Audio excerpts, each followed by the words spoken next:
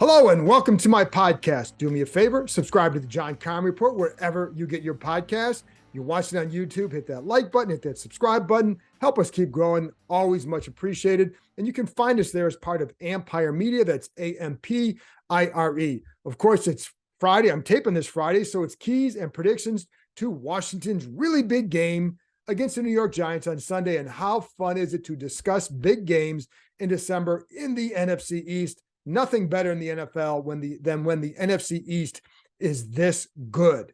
So I'll get to those keys and predictions in a minute. Don't forget, you can check out my son Matthew's college football previews, taking a look at all the conference championship games called Between the Hashes. Go to Ampire Media, find that out. Again, Between the Hashes. Check it out. Does a good job putting out information that you need that can make you smarter when you watch those college football games.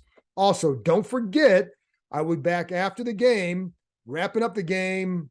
Immediately after the game, the podcast will be out. The Zoom or the YouTube version will be out Monday morning. And then, we'll get, even though it's a bye week next week, still going to have a lot of content for you. A couple of interviews with players that I taped today that I think you'll enjoy, including one with Sam Howell. Everybody's obsession, apparently, but that's okay. I get it.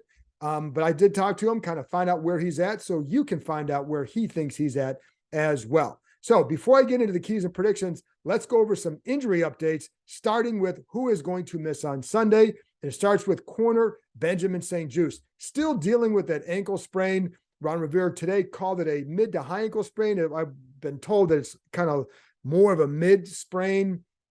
So he was out on the practice field today, went through some stretching. When they would walk during the stretching, he really wouldn't do a whole lot. Then he retreated to a side field, did some work there. So that's where he's at. So it'll be a second missed game. Don't know what his stats would be for the second Giants game, but the good thing for him is they have a bye week. He can get another week to recover. And so it's a good chance for him. I will also say, if you're going to miss two games, the Falcons and the Giants games are pretty good ones to miss. The Giants just don't have really that kind of receiving talent where you think, oh my God, how are you going to survive without one of your corners there? I think it's a good game to use their 3 and 4 safety sets and go from there. So I think if you're going to miss one, this is a better one to miss. You always want your best guys out there, and he's done a really good job this year, but they survived his loss last week against the Falcons when Christian Holmes went in there. They are facing a better quarterback this week in Daniel Jones than Mariota. I think he does throw the ball better. However, the receiving talent just isn't there. Also, guard Trey Turner, he's out as well, has an ankle and a knee injury. He had been playing better, but what this does is it gives him the opportunity to slide Sam Cosmi inside to guard. This is something that they have talked about doing for a while, and it's something that, to me, it's always made sense. And I think I told you way back during the draft time that there was talk of them maybe even look at some of those tackles with the idea of moving Cosmi inside. I think he can be a really good guard down the road. I think he can be a fine tackle, but a really good guard. And I've told you before, the way they prioritize these positions, it's left tackle, center, and then right guard. And the reason they do that, and somebody asked me this on Twitter, so I thought I'd share with you. Left tackle, obviously premium pass rushers. Center, line calls, very important in this offense. Right guard, in their evaluations, typically the best 3 technique is going to line up over that right guard or in that area. So that's why they like to have a really good right guard. Plus, I think, get out gives you an advantage getting out in space. I think that's one thing that Cosmi can do that Trey Turner could not, is really help them out in space. So maybe the screen game, which to be honest has been there, except that they can't block it. That's a problem. But the design of the play is good because there have been plenty of times where you see those screens and they're there if you just get out there and block your guy. Maybe Cosmi can do that. First game inside there for him. It will be, maybe there's, who knows what kind of adjustment you have to go right away, but it's a quicker hand placement inside there. Everything happens faster and you're defending or you're trying to block bigger guys quicker. So be curious to see how he goes, but that's what's going to happen there. And then of course, Chase Young listed as questionable with because of the knee. I will say last week you sensed more optimism about his chances for the Falcons game after he went through practice Wednesday and Friday. I think they're definitely a lot more muted this week. Don't know. So I think Ron Rivera said they take it up to Sunday. So that's what I think will happen. We may know Saturday afternoon. Last week, you kind of knew on Saturday that he probably wouldn't go. And then he was sick. So that really automatically knocked him out. But even before that, there was a sense that it wasn't the week. We'll see. Again, it's all about the confidence in the knee. So it's all up here right now. So we'll see. And then, of course, Antonio Gibson also listed as questionable because of a foot injury. Definitely sounds like he's going to go. So I don't think there's a lot of need to wonder about his availability because Scott Turner thought he would go. He was out there working today during individual drills, and then but he was limited in practice overall. The fact that he was out there during drills, obviously a good sign. So I think he's going to go. So let's take a look at my 3 keys for this game, and I'm going to give you a prediction at the end. Number 1 key, attack the edges. Now that's in the run game, because the Giants have 2 really good defensive tackles, and Leonard Williams, Dexter Lawrence. Those guys are good. Their ends are not as good against the run. I don't like the way they play the run on the outside. Overall, against the run, the Giants aren't very good. They allow 5.16 yards per carry. That is 30th in the NFL, and they are ranked 23rd in yards allowed per game on the ground. If you're going to look at which area is more vulnerable, it's typically going to be off tackle and on the edges. They do a little bit worse outside there. And I say that because you have Kayvon Thibodeaux, defensive end. He's 260. They've got size over there. So use that size to attack him there. He's he's a developing pass rusher, starting to make some more noise there, but use this size advantage against him and attack those edges. I think they will have success there. I haven't liked when I've watched them. I don't necessarily like the way their defensive backs and with their run fits. So I think that's why there's been some more chunk runs against them. And I like the way this run game is starting to come together. They use more duo more power runs inside. So you may see some of that too. You get some of that duo. But the one thing I like what they've done too are those counter runs. And I say that now because I'm not a big fan of Jalen Smith as far as how disciplined I think he plays. I think he gives some false steps and gets himself leaning out of position. That was his rep in Dallas, and you're seeing it just as much now in New York. So I think if you get some of that misdirection type action, I think you can get him out of position. And if you use some of the double teams inside, I think you're going to be okay with that if you want to run inside. It's not like you can't. It's just that I think the edges are really where you can really do some more damage against them. Again, strong inside, because that I like where Brian Robinson is at now as a running back. And so obviously should you, and they obviously do too, but you see the decisiveness, and that's the key word. When you hear people talk about him, that's the number one word you hear. And you saw it last week. There were a number of times where boom, you hit it, not there, bouncing. But then the other thing is he bounces, he really works to get his shoulders back and square, and it's why he's able to finish runs strong on the edges. But it's more the decisiveness that you saw. And one thing too, I like, again, Gibson could be a big factor here too. You get that power going inside with Robinson, and you maybe hit him on some of the edge stuff. Both those guys can hit the edges. Robinson did a good job last week too. And here's the other thing. I remember I was talking to De'Ami Brown about this today, about his blocking, and it's been really good. And it's funny because I was just, he's like, it's just a mindset. And one thing this is where, for you high school coaches out there, listen to this. So when he was in high school, he said that his coach really kind of emphasized his run blocking. And he's sitting there thinking like, I'm a stud receiver. What do I need to block for? But he did it. And then he saw the benefit, and it's continued through college and into the NFL. And so he knows, for him, it's just a desire thing, but it also, I think, helped playing special teams and being able to be more physical there and developing that in the NFL. But I do think it starts with, he had the mentality already that he knows he needs to block and what the benefit can be. Because when you start getting those 21-yard runs, it's because the receivers are doing a good job blocking. And that's why Brown's out there. I think the other factor with him is they are throwing to him on occasion, because for a while, if he was in the game, or if Dax Milne was in the game, it was almost like an 80% chance of a run, most likely. But he's been involved more in the pass game, in that little over route he ran last week where he had the diving catch. That's something that can help him as well, especially when they use play action. And I think they'll use that on Sunday. More on that in a minute. Anyway, attack the edges, run the damn ball, keep it going. No need to change. As Scott Turner said on Thursday, if it ain't broke, don't fix it. There you go. That's number one. Number 2, handle the blitz, because the one guarantee that we know on Sunday is that New York is going to blitz. Get this number. Check this out. The Giants lead the NFL with 178 blitzes. Wink Martindale is an aggressive coordinator. Now, do they have the talent to really dominate teams offensively? No, but they can make your life a living hell if you don't pick up the blitz. They will blitz from a lot of different spots and at any situation. So, more stats you need to know. Here you go. 63 blitzes on first down, 62 blitzes on second down, 48 on third. And of those 48, this is why running the ball and getting ahead of the change is important. When it's 3rd and 4 and less, they're less likely to blitz. Only 16 times in that situation, so less likely there. But again, look at the numbers. They're going to blitz at any point. They like to send linebackers from the outside along with corners, getting 2 guys coming from the outside, dropping one of their ends on the other side. And they will, because those ends will play in coverage. Kayvon Thibodeaux will drop into coverage, which is what you want. But, they will. So just be aware of aggressiveness.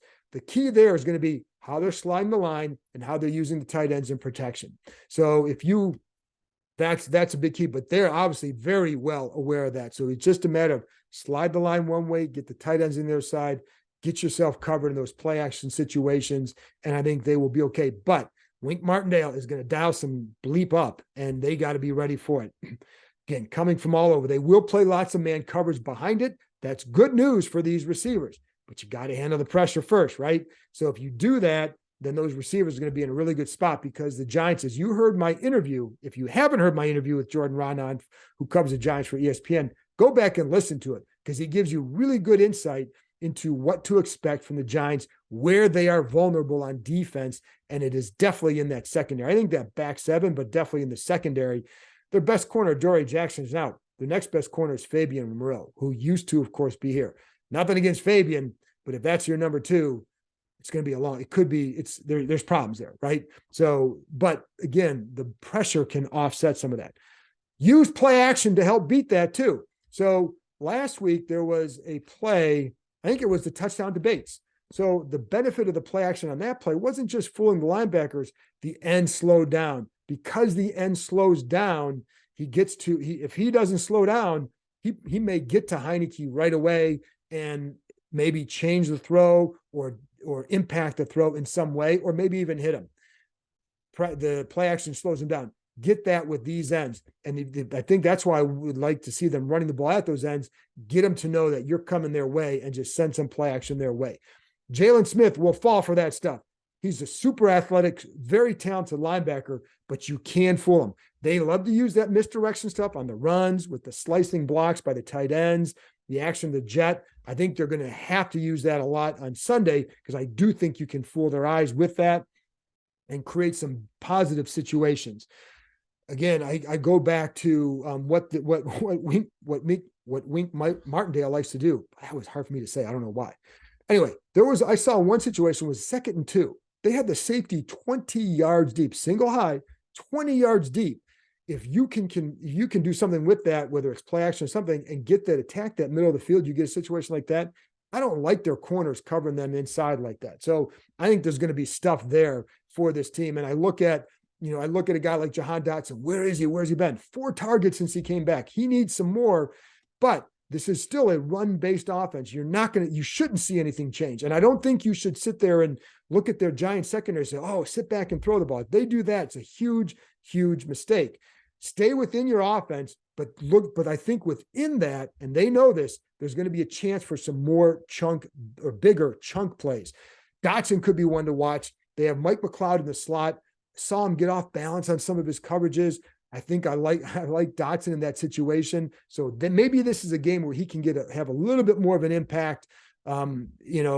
Maybe a little bit more of an impact. I don't know if it's going to be huge, because you still got McLaurin and Samuel that you want to get the ball to. But maybe, just maybe, this is a better game for Dotson to be more involved in the pass game. So there you go.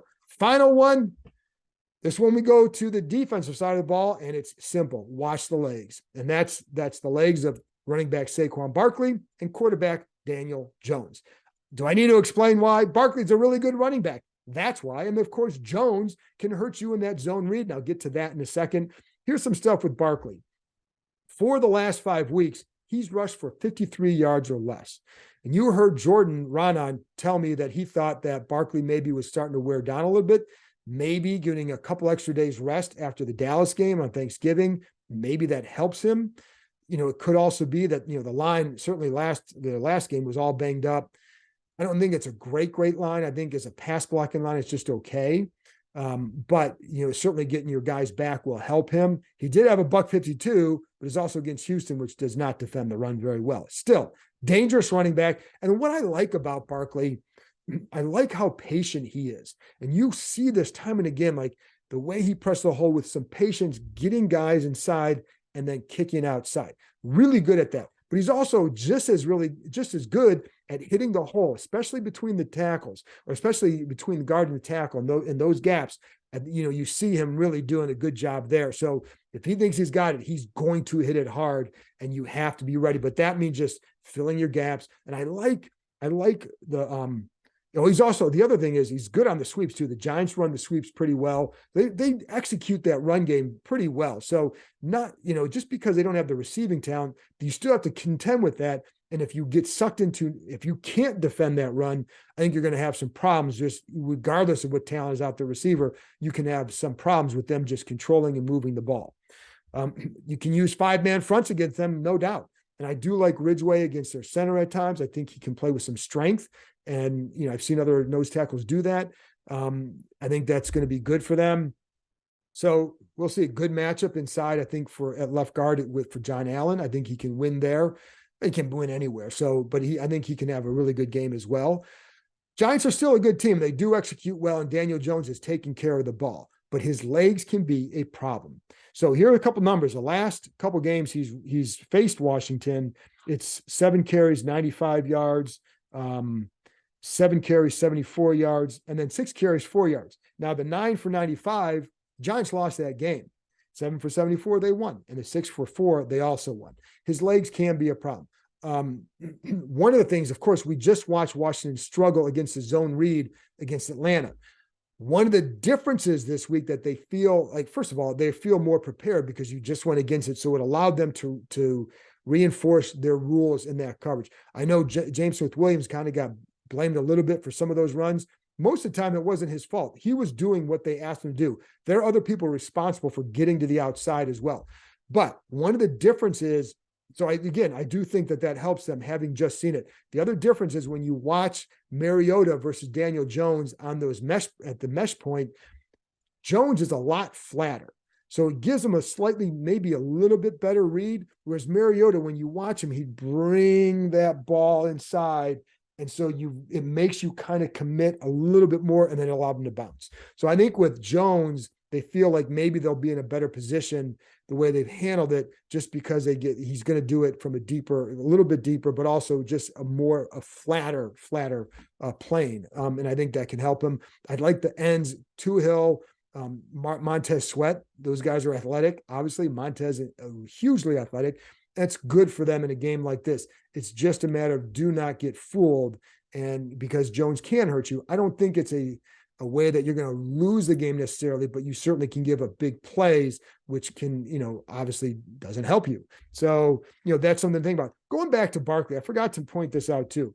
Going back to what Jordan said about wearing down, in Barkley's first 4 games, he had 12 runs for more than 10 yards. In his last 7, he's also had 12 runs for 10 or more. So there's been a slowdown there. In those first 4 games, he had runs of 68, 36, 29, 40. In his last 7, it's 20, 15, 27. So there is definitely, teams are playing him better. And maybe they're putting a lot on his shoulders, and maybe there is an accumulative effect. He's still a damn good player. And just even a couple of weeks ago, he's mentioned in the discussion for MVP. So very, very much you got to worry about that guy, because he's the kind of guy that you can bottle him up, boom, he's gone. That's his style. That's what he was at Penn State. It's what he's been here at times in the NFL. So anyway, there you go. The other thing they like to do too is watch those tight ends. They like to sometimes run a slot, a fade to the tight end, but it's with the tight end kind of in a right lined up along the line, maybe in up position, maybe in a Y position, but like to run the fade with that and get some advantage in the outside. If you're playing man, just run the corner off and then run the fade to the tight end. I like that play because I think it can be effective. So that's something they have to watch as well. But starts with stopping the run. That starts with stopping Barkley, put Jones in some tough situations. He's going to want to go a lot of play action, short throws, averages around 6.85 yards per attempt. Just again, not a lot of talent outside. And for you free agent frenzy people who freak out if there's no free agent signed on the first day of free agency, remember Kenny Golladay. Giants signed him, big deal, hasn't done a darn thing for them, and he's pretty much an afterthought with this team right now. Anyway, my little 2 cents about free agency. So there you go. Those are my keys of the game. Let's get to the prediction. I love the way this team is playing. I like the way they've responded each week, the energy that they bring. I don't think, and it's funny because we're getting deeper in December, right? And there should be a big buzz in the locker room, and I think there is. But I also think this team has been one that has really good chemistry. They've talked about it a lot. And I think you see it. And sometimes when you see that, you're like, well, you have that. It usually results in really good things. Well, 5 weeks ago, that's what I'm thinking. Now we're starting to see it manifest itself on the field. This group really does get along. There's always a big buzz in the locker room because I think there's just energy all over the place. And there has been for a while. But you talk to a guy like Terry McLaurin, he's like, it's just fun to get out of bed when you got games like this coming up. That's what I think is a lot of fun. And it's fun for you guys to have a big game to watch and root for, root for the Commanders in the big game like that. So always fun. Washington, New York, fun time. My prediction is 20-17, Washington keeps winning. I just like the matchup here. I like if you handle the protection, I think you're going to get some big chunk plays in the pass game. And I love that they keep playing teams where they can run against. Everything is playing into their strength right now, and this is another game where it does that. These games are so close. The Giants have found ways to win. They're not playing as well lately. 3 out of 4 losses. Still a dangerous team because every time the Washington goes up there, it seems when the Giants aren't playing well, they get better against Washington. And there's always a weird thing or two that happens early. Avoid that. Get off to a good start. Boom, boom, boom. Punch them in the mouth. Collect a W. Go home. That's what I think is going to happen. Anyway, that's it for me. Like I said, I'll be back after the game, wrapping up whatever happens in the Commanders game against the Giants. So I will talk to you next time.